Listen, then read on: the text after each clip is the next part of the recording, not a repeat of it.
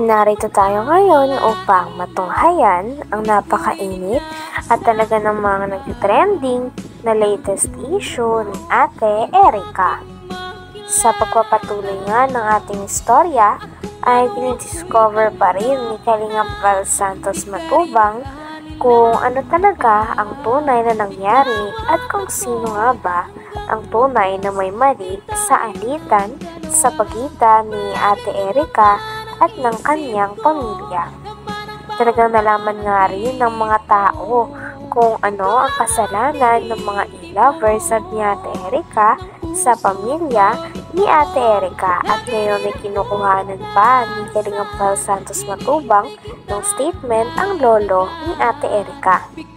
Yan na po yan. Yan na po ang kautulan. Initoris. Okay. Kausap ni Sheila Mion. Sheila May po, araw-araw po yun. Bakit daw? Mga balita na pag binablog po si Erica, sinasabi po doon kay Amy. Okay. Ini Torres. So, ngayon, anong nangyari ay parang winakwak nila, itong si Erica at Sheila May ni Amy Tunyakaw Torres. Tunyakaw Torres. Ano tayo ang pinaka-mensahe mo talaga tayo yung pinaka-ano po problema talaga tayo, yung hinanakit mo kung bakit humantong sa ganitong awayan?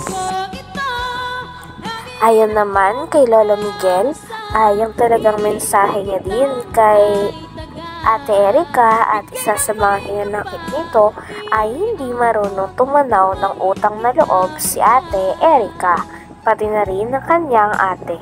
Sapagkat bilang mga tao na nagpalaki, nag-aruga at talaga namang naghirap na palakihin si Ate Erica, ay masakit para sa lolo at lola niya na basta-basta na lamang nila itong tatalikuran. Na-ospital nga ang lola ni Ate Erica, ngunit masakit pa dito ay hindi man lamang nila ito pinuntahan o dinalaw. Talagang nagpapakita din ito na wala ng pake si Ate Erica at si Sheila May na kanyang ate sa pamilya na talaga namang nag-aruga at nagpalaki nung sila ay bata pa. Sa amin yan. So parang parang pinalimutan kayo nila Sheila May, nila Erica, pero pinalimutan kayo. Yun ang hinanakit mo doon. Sana man lamang tumanaw ng utang na loob. Ang inulan yun, nasa ospital, di man lang damayan. Nasa ospital, nasa kasayahan sila, nasa paliguan. Sino-sinong kaakit. Yung lula niya, nagtatalin ng dulo, naging sa isang... Hindi ba kayo bibigyan ng pera? Nila Sheila May? Wala po yan. Erica? Wala po yan. Kailan kayo ulit binigyan ng pera? Nung nakabablog pa kami kay Ram. Ay, kay Kalingap Rab, yung binablog pa kayo. Yung mismo galing sa kanila na galing sa nila Erica, nila Sheila May, galing kay John A. Ay, wala po akong binigyan. Wala kayong binigyan? Naibigyan lang sa akin pera. Pag ibinili ko talaga ng sangkap ng bahay nila at inutusan ako nila. Hindi mo naman sa iyo yun? Hindi sa akin. Hindi sa iyo. Hindi sa akin. So wala talagang binigay sa inyo? Hindi lang naman. Ngayon, bakit po humantong May pruweba nga ang tita ni Ate Erica na sinasabihan silang mga gutom na aso ng mga tao na kakampi ni Ate Erica. Kaya naman pinakita ng tita ni Ate Erica ang chat na ito sa kanila. Dahil dito ay mas lalo pa nga nagagalit si Lolo Miguel kay Ate Erica, pati na rin sa kanyang ate at sa mga tao na kumakampi pa dito. Dahil sila na nga daw ang iniwan at talagang hindi nirespeto dahil umalis daw ang dalawa sa bahay nila nang walang paalam at hindi na nga sila binibisita pagkatapos nilang palakihin ng mga ito at paaralin. Ngunit in return nga ay walang natatanggap na tulong sila Tatay Miguel galing kila Ate Erica, tulad ng mga pinapakalat nila na susustento pa daw sila Ate Erica sa kanila. Yung halimbawa, nagpapalabas po sila ng mga bagay-bagay na kay Erica po na para sumikat at gusto nila, mag-agree pa rin si Papa na totoo, nakakatanggap kami ng pera, totoo na kay Papa ang pera. Hindi naman. Kahit hindi naman po. Yun lang po yung inaano ko, point ko po doon na gusto ko po malinis yung pagbibintang po. Siyempre po yung mga tao po nakakaalam na akala po nila nasa amin po ang pera, kala Papa po. Kaya Kuya Bal, ganyan nangyayari. Kaya ganyan ginagawa sa amin. Dahil doon sa sasabing pera na dahil sa amin buwan-buwan, sila ang kumukuha. Ang biyabato, nasa amin. Wala naman sa binibigay. Kaya sumikat, magkaroon silang pera. Kaya ganyan ang sabihin nila. Bigyan sila ng bigyan sa kanila. Hindi mabibigyan yung ulan niya. Ginagamit lang ako. Ginagamit kami mag-asawa. Si ano ang stand Region A? Okay naman sa kanila? Okay naman sa Pinaparatangan din si Lolo Miguel na siya daw ang kumukuha ng pera dahil siya daw ang inuutusan o pinapakiusapan na bumili ng mga gamit sa loob ng bahay na pinagawa ni Sir Jun A para kay Ate Erica sa kanyang pamilya. Ngunit kiit naman ni Lolo Miguel ay wala naman daw napupunta sa kanya sapagkat pinapabili lang daw siya. At kapag pinabili daw siya ng gamit ay binibili niya naman daw talaga ng walang labis at walang kulang. Talagang ang source ng pera ay nanggagaling kay Sheila May na Ate Erica.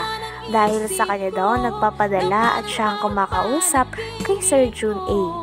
Sabi pa nga ni Kalingap Val Santos Matubang ay may tuturing talaga na parang buhay prinsesa si Sheila May stand Region A. Okay naman sa kanila? Okay naman sa kanya na kahit tumulong siya kay Erica, kina Sheila May, tapos kayo, ano problema? Okay lang Region A yun? Nung wala sa kanya? At nag-uurosap naman po sila. Kwarto ko, naalis sila, napunta doon sa bomba. Kasi nag-uusap matagal, di ba? Nakikialam. Kala ko kung ano lang ang pinag-uusapan nila. Sa telepono? Sa cellphone. Buti may signal dito. Meron kami. May wifi dito. So wala pa itong bahay, dito sila nag-i-stay, nakatira. Nag-kiss ko, hindi lang. Sino naglagay ng wifi sa inyo? Ikaw nagpa-wifi ka? Okay, so ngayon, paano itong si Torres nakapasok sa pintong ito?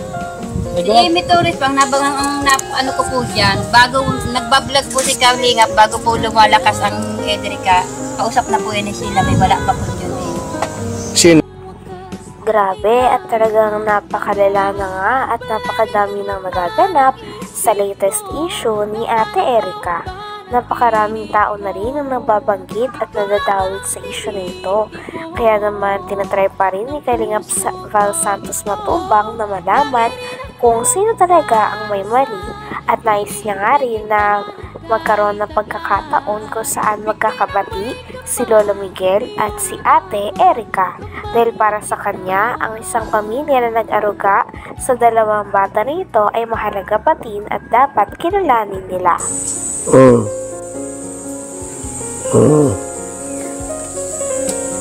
Okay, so may mga hindi magandang salita, no?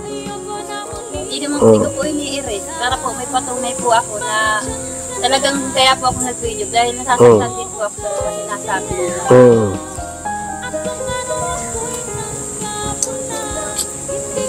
Okay.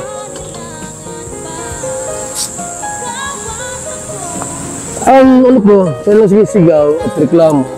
Hindi daw karapatan ni Erica na kayo itulungan, hindi lang lulo. Saan sila naglaki? Mapa sa amin. Hindi ako lang nagkakanong, kaya lang ang hihinapit ko dun. Bakit saan sila naglaki? Mapa sa amin sa 1 taon pa lang kalaki. Kasi sila may 2 taon. O saan pinaaral ko? Ay yung nanay niya nagkapasarap sa Maynila. Yun. Nasa amin yan. So parang ano tayo, parang Hanggang dito na lamang muna ang ating napakainit, nagtitrending at talaga namang mas nakakaintriga na issue ni Ate Erica. Maraming salamat sa inyong panonood. Hanggang sa muli. Bye!